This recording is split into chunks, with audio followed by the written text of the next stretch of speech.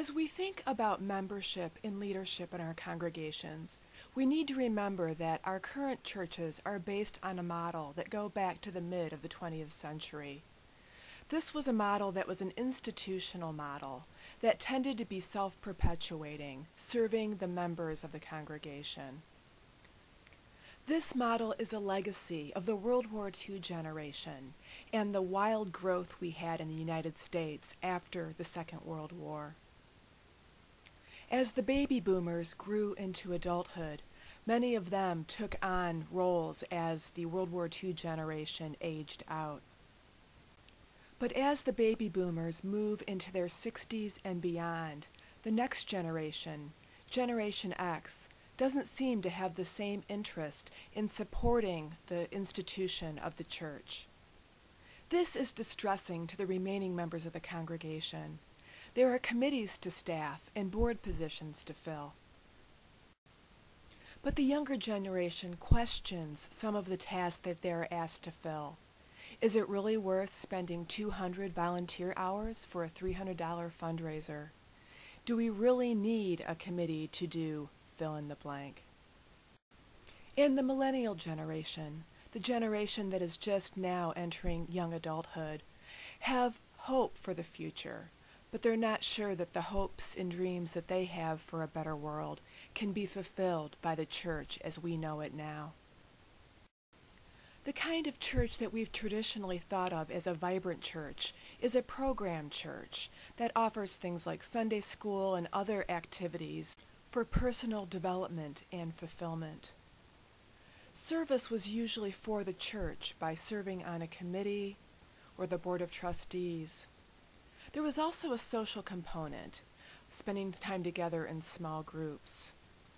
The idea of our congregations helping us to build the beloved community, this idea that our young people yearn for, somehow has gotten lost along the way.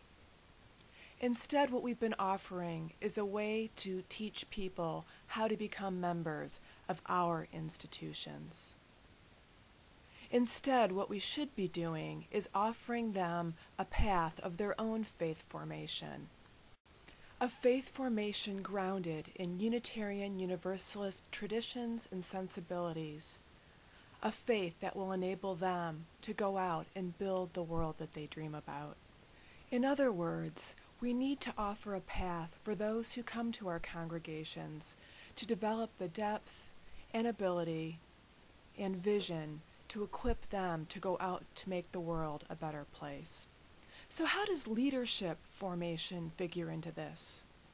Your leaders are the ones that help to train, to develop, and to equip the members of your congregation in ways that fit their own passions and meet the needs of your own community. Such leaders are called to help develop the talents of the people in the congregation. These leaders have a clarity of the mission of the congregation, personal integrity, and clear focus. They know how to lead change, and they have a special awareness that allows them to be adaptive to new situations. When we begin to think about having our congregations focusing on developing people rather than growing in numbers, we'll need to change how we think about how we measure what we do. We'll have to go from thinking about how to grow, how to add more programming, and how to raise more money. These keep us focused inward instead of outward.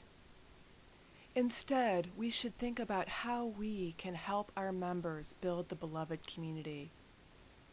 If each person who walks through our doors realizes that we care about the gifts that they bring and that we want to help them to find the best way that they can serve in the world, we will be fulfilling the promise of our Unitarian Universalist faith that honors human potential and works toward building a better world.